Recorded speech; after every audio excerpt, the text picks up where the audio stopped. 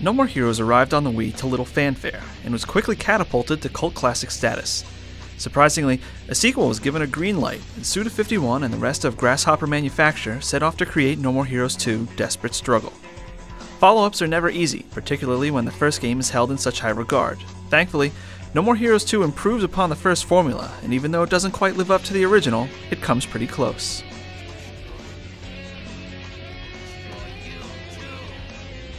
No More Heroes 2: Desperate Struggle picks up 3 years after the conclusion of the first game, and Travis has returned to Santa Destroy to find it overrun by corporations and assassins. Travis is no longer number one, and has seemingly give up the assassination business. That is, until he kills Skelter Helter atop a building, and Sylvia informs him that he's just killed the man ranked number 51 on the United Assassin Association leaderboards. Travis is tired of the game and is wary of attempting to usurp the number one assassin until his good friend Bishop is murdered by a group of men hired by the person sitting atop the assassin throne.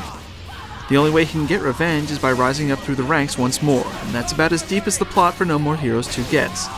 What the game lacks in strong narrative direction, it more than makes up for with its absolutely insane characters, bizarre situations, and constant breaks of the fourth wall.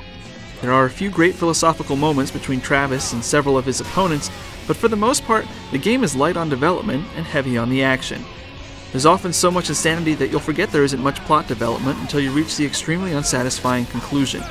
Even compared to the first game, the complete lack of a compelling and satisfying ending leaves the gameplay experience feeling hollow and a bit disappointing.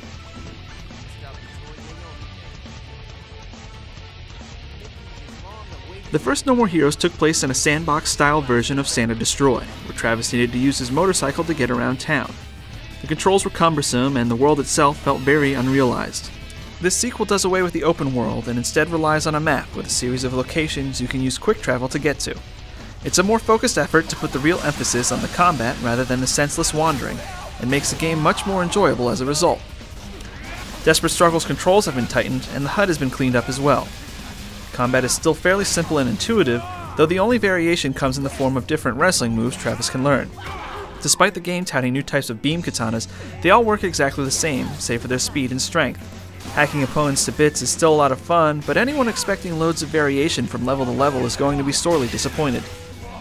Travis's special powers are even more ridiculous than they were the last time, and when the slots hit the right bars, you'll even see Travis turn into a tiger to tear apart his enemies. Yes, Travis turns into a tiger. Boss fights are still the highlight of the game, even though there are a handful of frustratingly difficult ones, not to mention a few exceedingly boring ones.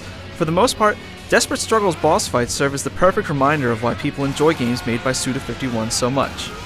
It's a good thing too, because the lead-up grind battles against any given foe's minions grow extremely tiresome by the end, and seem to be in place solely to make the game last longer. There are sections of the game intended to break up the monotony, where you get to play as Shinobu and Henry, but they're so brief they could barely be considered a palate cleanser. Shinobu sections are also maddeningly aggravating thanks to the poor platforming controls. The first game's side jobs also return, but this time around, all save for one are retro-styled as 8-bit video games. They're fun, yet challenging ways to earn money for clothes and weapons, but if you don't enjoy them, unlike the first game, you are in no way required to play them. Revenge missions replace the optional assassination missions from the first game, and again, are an easy way to make money, but finishing them is in no way required to complete No More Heroes 2. If you so desire, you can also hit the gym to get stronger or earn more stamina, which will help make later confrontations easier, but the exercise minigames aren't terribly fun, which is likely intentional on Suda's part. All in all, the gameplay in Desperate Struggle is an improvement over its predecessor, and those of you frustrated with the original's meandering will be pleasantly surprised when playing the sequel.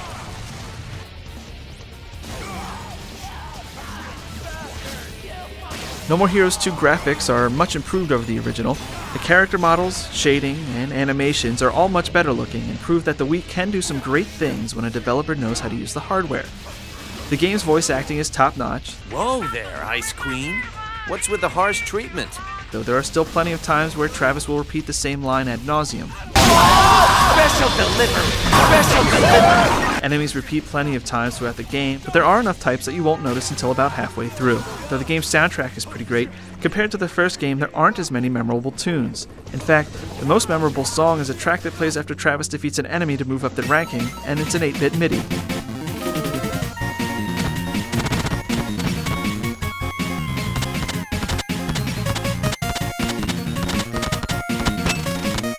It's tough for a Suda51 game to come without a load of hype, and it's even tougher for that game to live up to said hype.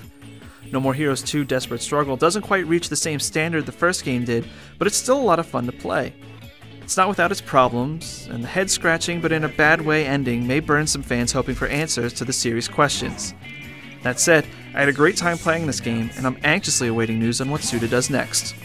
Thanks for watching, and be sure to check out the full text review on GamerVision.com.